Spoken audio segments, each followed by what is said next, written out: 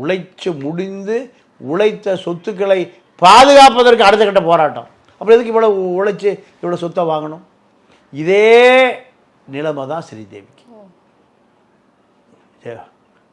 ஸ்ரீதேவியினுடைய உழைப்பு பல 100 கோடி பல கோடிகளாக அது வந்த பிறகு அத்தனையும் பாதுகாப்பற்ற நிலை.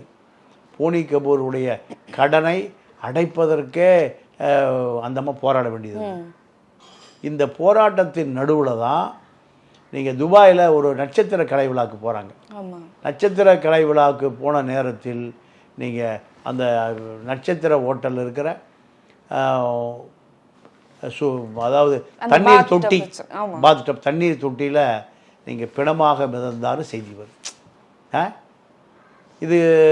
இதற்கு தற்கொலையா கொலையா இல்லை மின்சார பாதிப்பு எது என்ன, அது அப்படியே மூடி மறைக்கப்பட்டு விட்டது. காரணம், இறந்து போனவருடைய புகழை அது சிதைத்து விடும் என்ற காரணத்தினால அது அப்படியே மூடி மறைக்கப்பட்டது.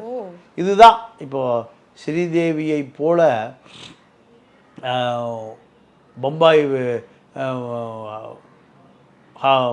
பாலிவுட், இந்த பம்பாய் பாலிவுட்டில் சிறப்பாக வாழ்ந்தது யாருமே இல்லை.